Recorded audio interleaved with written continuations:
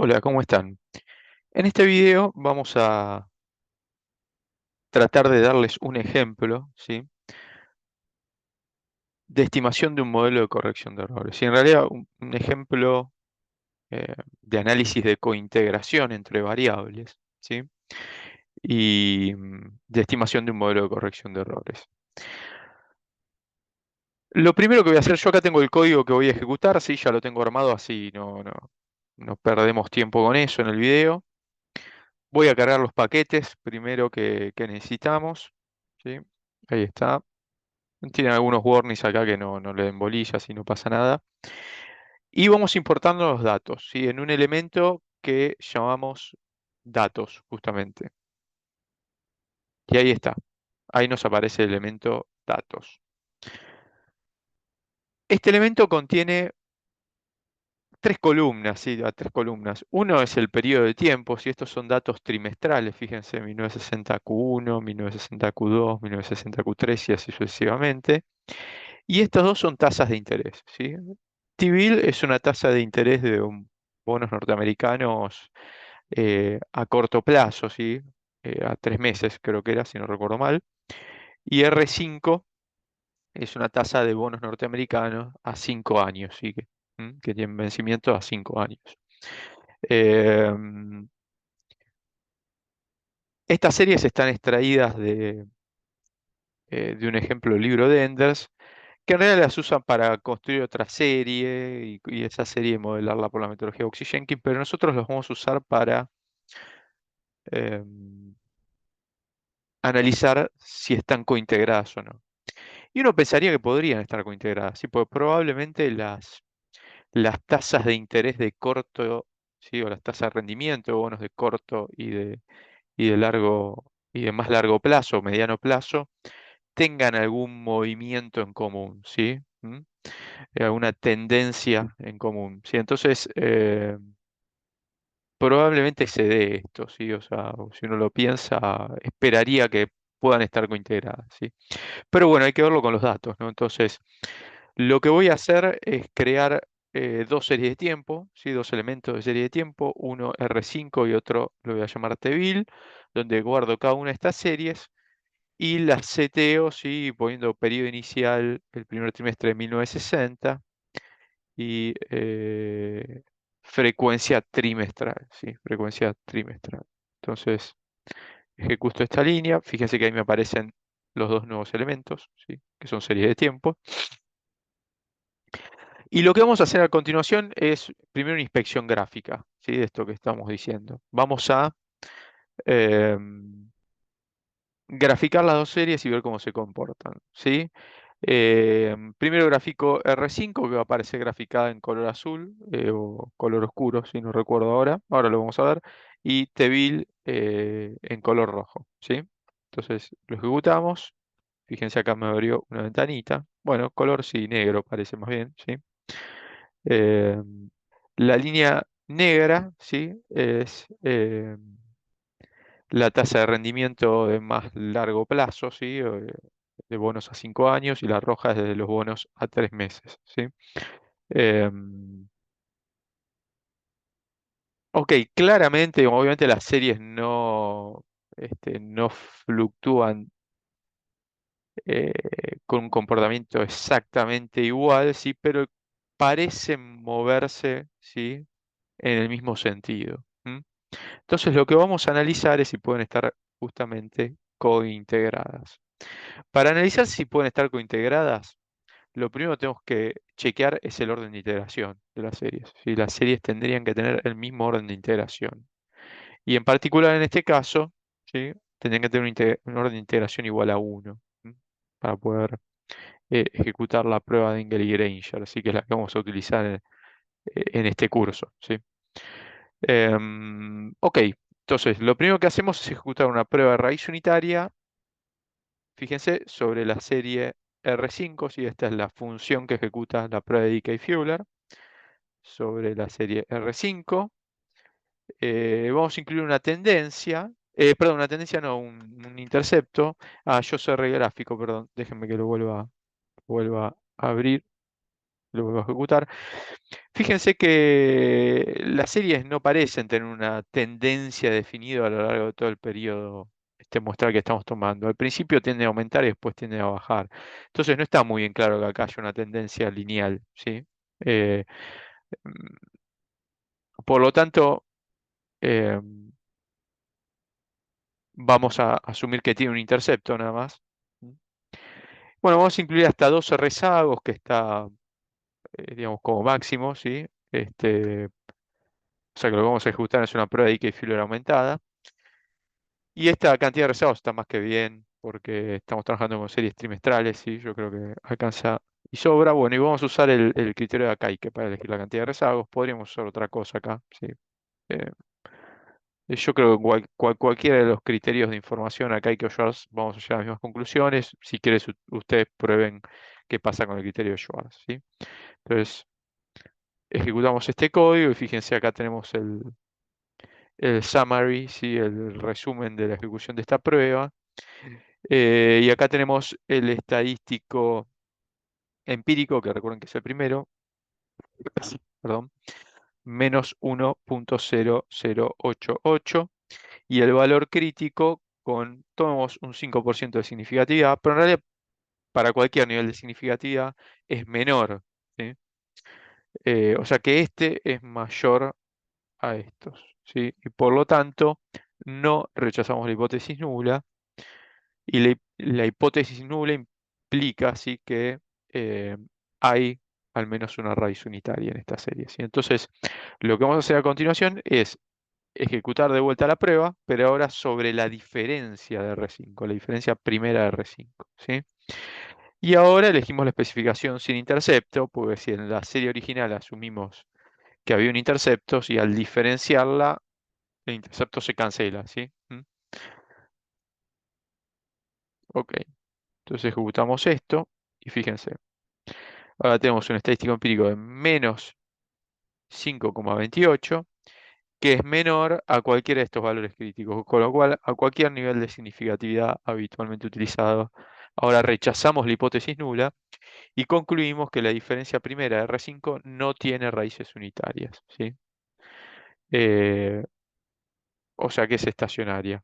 Por lo tanto, la serie original, ¿sí? R5, es integrada de orden 1, ¿sí? Es R5. Si ustedes quieren, esperen que voy a cambiar el color de esto. Si déjenme, está. R5 es integrada de orden 1, decimos, ¿sí? ¿Por qué? Bueno, porque so- al ejecutar la prueba de raíz unitaria sobre la serie original, no pudimos rechazar la hipótesis nula, pero ya en la prueba sobre su primera diferencia, rechazamos la hipótesis nula, con lo cual la serie hizo falta diferenciarla una sola vez para convertirla en algo que es estacionario, ¿sí? Por lo tanto, tendría solo una raíz unitaria, y sería integrada de orden 1. Ok, vamos a repetir el proceso ahora, fíjense que es lo mismo, pero para Tevil, ¿sí? Entonces, yo voy a ejecutar primero esta línea, ¿sí? De vuelta, lo hacemos paso a paso para ir viendo los resultados, ¿sí? Con ustedes. El estadístico empírico es -1,60 más o menos, ¿sí? Y es mayor a cualquiera de estos valores críticos. Por lo tanto, no rechazamos la hipótesis nula y concluimos que Tevil no es estacionaria, si tiene al menos una raíz unitaria. Ahora bien, ahora bien, si ejecutamos la prueba sobre la primera diferencia, fíjense, ¿m? El estadístico empírico ahora es -5,056, que es menor a cualquiera de estos valores críticos, con lo cual a cualquier nivel de significatividad habitualmente utilizado, 1, 5 o 10%, rechazamos la hipótesis nula y decimos que la diferencia primera de Tevil no tiene raíces unitarias. Y entonces la serie original no era estacionaria, pero al diferenciarla una vez se convierte en algo que es estacionario. Por lo tanto, si tenemos una transformación de la serie que es estacionaria. Por lo tanto, también vamos a decir que esta serie que llamamos T-Bill es integrada de orden 1. ¿Sí? Ok. Entonces, las dos series tienen el mismo orden de integración, ¿sí? Entonces, podríamos pensar en principio que justamente podrían estar cointegradas, ¿sí?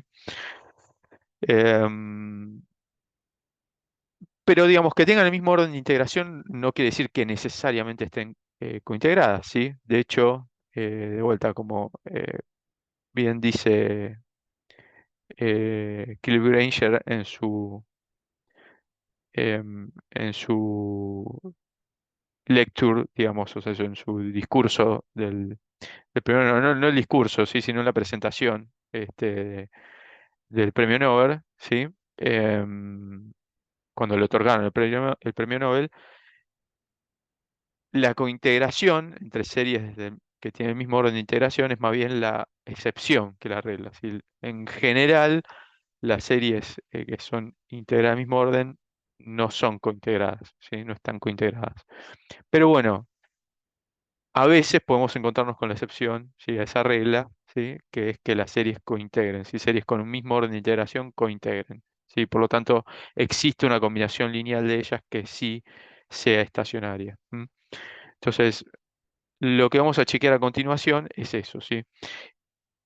Para hacer eso, primero estimamos una regresión, ¿sí? Que eventualmente podría ser la relación de largo plazo, o podría ser, si las series cointegraran, o podría ser una regresión espuria si las series no cointegraran, ¿sí? Entonces vamos a relacionar a R5 con Tevil. Si fíjense que lo que yo estoy haciendo acá es asumir que la variable endógena acá, la variable que es determinada por la otra, es la tasa de largo plazo, ¿sí?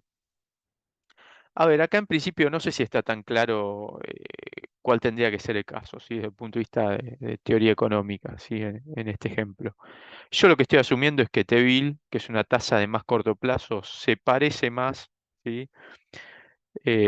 O es más cercana, por así decirlo, a la tasa que manipula la Reserva Federal, que no es esta, ¿sí? No es esta, es una tasa de préstamos interbancarios de muy corto plazo, ¿sí? Pero bueno, como esta es una tasa más de corto plazo, probablemente la Reserva Federal al manipular esa tasa, ¿sí? Que préstamos interbancarios, pueda alterar más fácilmente, ¿sí? Esta tasa de rendimiento de bonos, ¿sí? Que son de más corto plazo. Y la tasa de más largo plazo tenga menos capacidad de alterarla, ¿sí? Con esa administración o manipulación de la tasa de interés, ¿sí? Entonces, por eso es que asumo que en este contexto esta sería la variable exógena, pues se parece más a la tasa que define la Reserva Federal, ¿sí? O probablemente la Reserva Federal la puede manipular en mayor medida que la otra, ¿sí? Que la de más largo plazo. Entonces, estimamos esta regresión, ¿sí? Y podemos ver un summary, ¿sí? De esta regresión que estimamos, fíjense. Esta sería la pendiente en una eventual relación de largo plazo entre las series. Esta sería la pendiente de largo plazo, ¿sí?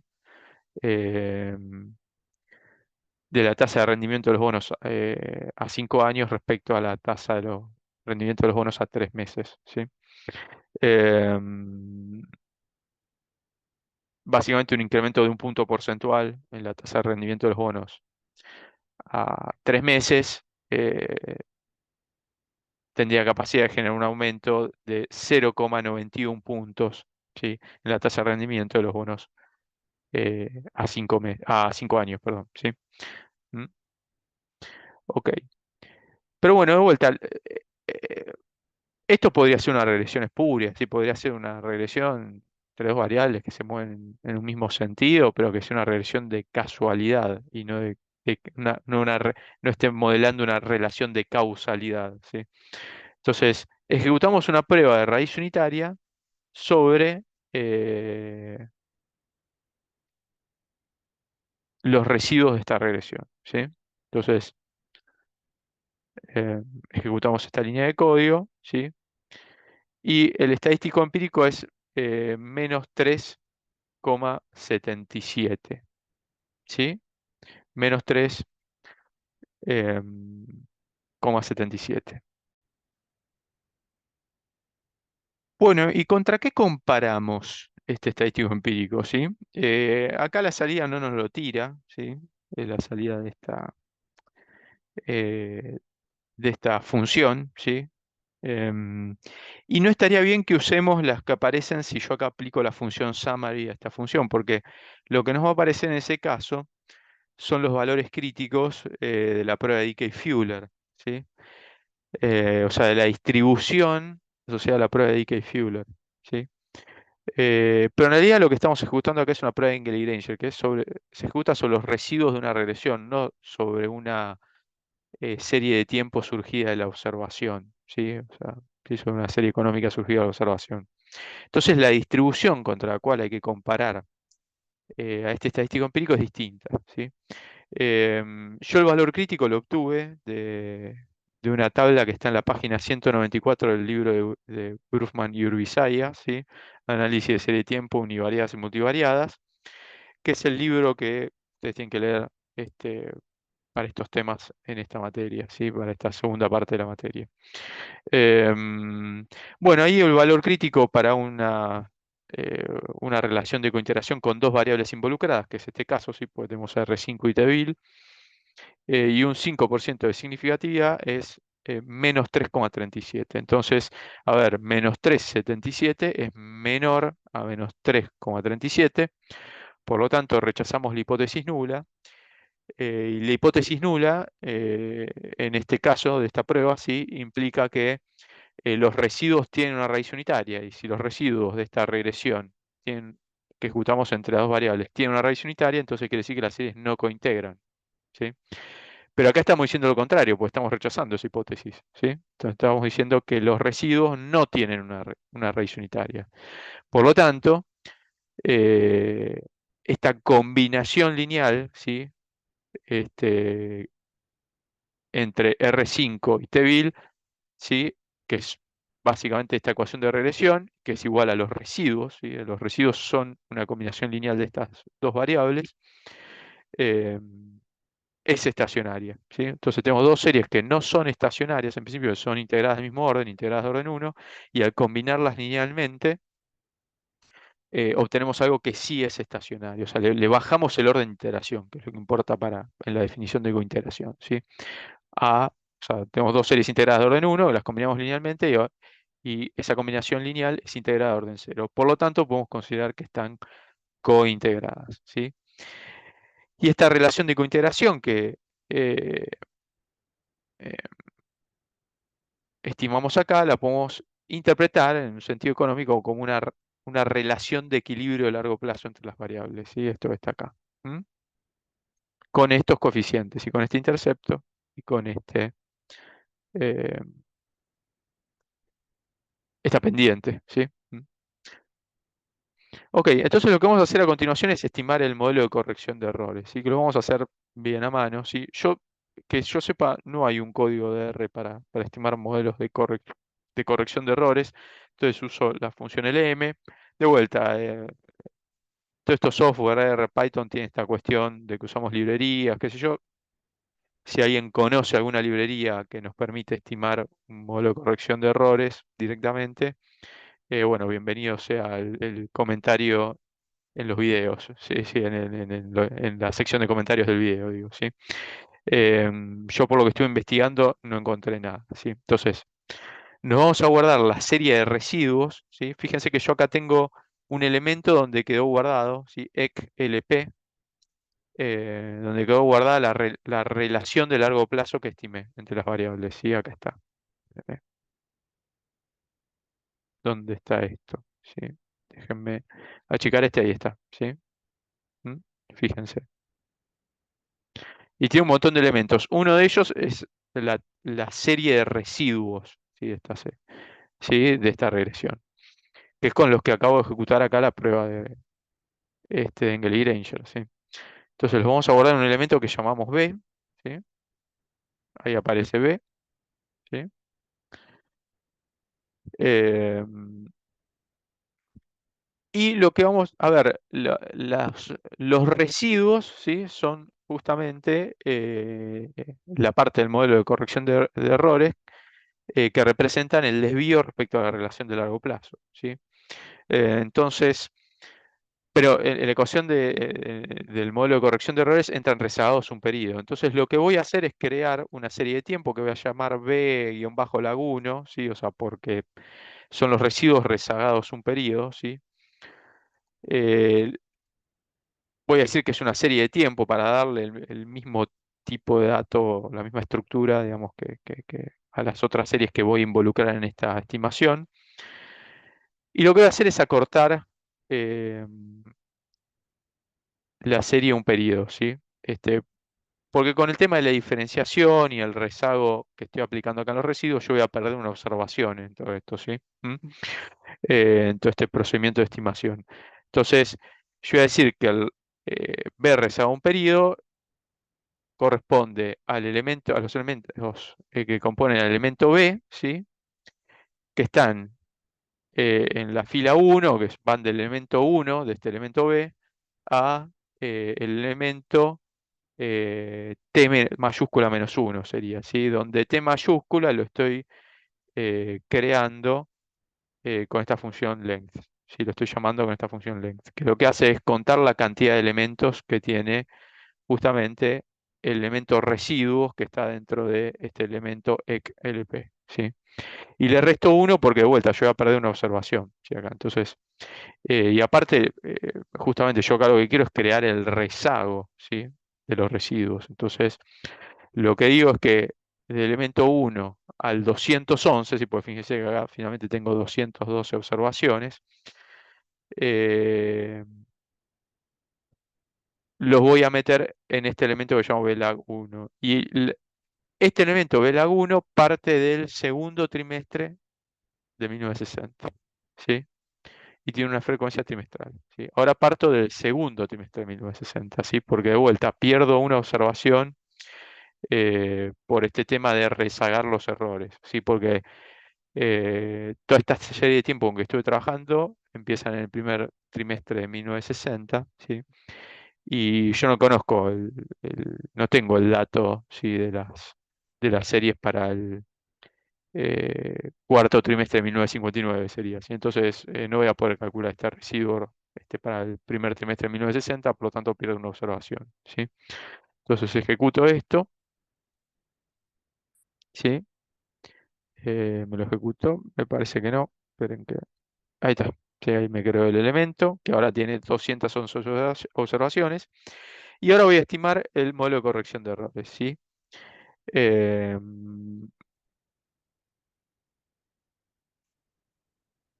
que lo que hace, a ver, lo que hago acá es usar la función LM, ¿sí? Que va a estimar una ecuación de regresión por mínimos cuadrados.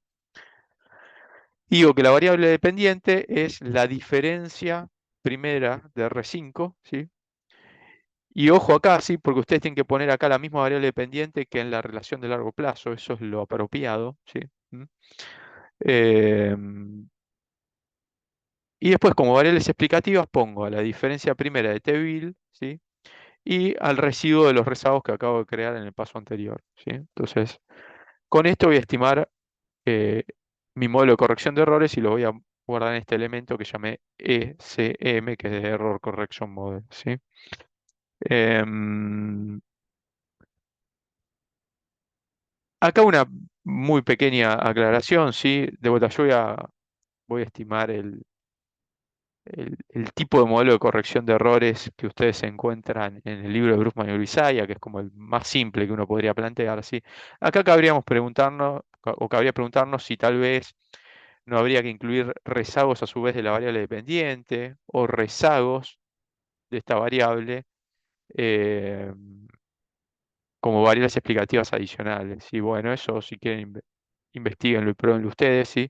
Yo les doy este ejemplo simple para que lo entiendan, ¿sí? Para que entiendan esto que probablemente lo están haciendo por primera vez, ¿sí? Entonces ejecutamos esta regresión, ¿sí? Fíjense, me creo el elemento SM que tiene un montón de cosas adentro. Y si hago un summary, ¿sí? Aplico la función summary a ese elemento SM, me muestra el resultado de la estimación de mi modelo de corrección de errores, ¿sí? Todas estas pruebas que están acá son válidas, ¿sí? En principio, ¿sí? Son todas válidas. Las que no son válidas son estas, ¿sí? Sobre esta prueba de significativa individual no es válida, ¿sí? Acá habría que aplicarle una corrección Que de vuelta, no sé si habrá alguna función de RStudio que lo hace, sí, pero como yo acá usé la función LM, eh, digamos, RStudio asumo que esta es una regresión común y corriente y no una relación de cointegración, ¿sí? Entonces, esta prueba significativa no es válida, ¿sí? Pero sepan que existe alguna corrección de la prueba significativa que se puede aplicar, ¿sí? En otros softwares está, por ejemplo, en Ibius, ¿sí? Bueno, pero de vuelta, ahora lo que nos interesa, ¿sí? La relación de largo plazo ya la interpretamos antes, es la interpretación de este modelo de corrección de errores, ¿sí? Fíjense que yo incluí un intercepto, ¿sí? No se lo removí por deporte, pareciera ser estadísticamente no significativo, bueno, si quieren podrían probar de eliminarlo, ¿sí? Eh, pero no creo que sea algo que cambie muchos resultados, ¿sí? O algo muy pertinente, o relevante por lo menos, más que pertinente. Este coeficiente que está acá sería el coeficiente que vincula los cambios en el corto plazo en Tevil con los cambios en el corto plazo, ¿sí? Los cambios en el corto plazo en R5, ¿sí? Porque vincula la diferencia primera de una variable y de otra, ¿sí? Entonces, un cambio, digamos, una variación de un punto porcentual eh, en Tevil, ¿sí? Una variación contemporánea en el mismo periodo, ¿sí? De un punto porcentual en Tevil, genera, ¿sí? Un cambio de 0,56 puntos porcentuales en el rendimiento de los bonos a 5 años, ¿sí? En el mismo periodo, ¿sí? Un cambio contemporáneo. Entonces, por eso es que esto lo consideramos como un coeficiente que mide la relación de corto plazo entre las variables. Y este coeficiente que está acá es el coeficiente de ajuste a la relación de largo plazo, que tiene que estar siempre entre -1 y 0 y ser estadísticamente significativo, ¿sí? Y si las variables cointegran, efectivamente, eso está garantizado por el teorema de representación de Granger, ¿sí? Y acá el coeficiente de ajuste a la relación de largo plazo es menos 0,127656, ¿sí? ¿Qué quiere decir esto? ¿O cómo se podría interpretar? Bueno, que de la magnitud, digamos, del desvío que hubo en el valor de la variable R5 respecto a su valor de largo plazo en el periodo anterior, ¿sí? En el periodo contemporáneo se tiende a corregir aproximadamente un 12,7%, ¿sí? O sea, de esa magnitud en el desvío, ¿sí? ¿Mm?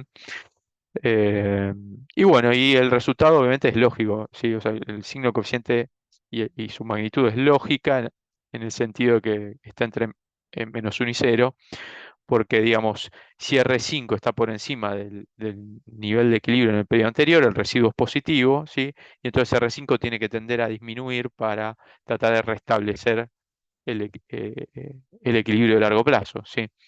Y si el residuo en el periodo anterior fue negativo, ¿sí? Em, entonces eso quiere decir que R5 estuvo por debajo de su nivel de equilibrio de largo plazo, y entonces en este periodo R5 tendría que tender a aumentar, ¿sí? Para restablecer o intentar restablecer el equilibrio de largo plazo, ¿sí? Entre las variables. Pero bueno, creo que esto es todo lo relevante que les quería mostrar, ¿sí? En este video. Eh, bueno, obviamente ustedes pueden tratar de adaptar este código para otros ejemplos, como el ejemplo que está en el libro de Brufman, ¿sí? De estimar una función de consumo, ¿sí? Para un país. En el libro de Brufman y Uruguay van a encontrar para el caso argentino, ¿sí? Y hay otros ejemplos de aplicación también. Ustedes pueden analizar, eh, digamos, la existencia de un tipo de cambio real de equilibrio, ¿sí? Con coiteración, ¿sí? eh, Paridad de tasas de interés, ¿sí? También la existencia de la validez de la paridad de tasas de interés, ¿sí? Eh, bueno, de vuelta, hay muchos ejemplos y este tipo de modelos tienen muchísimas aplicaciones, ¿sí?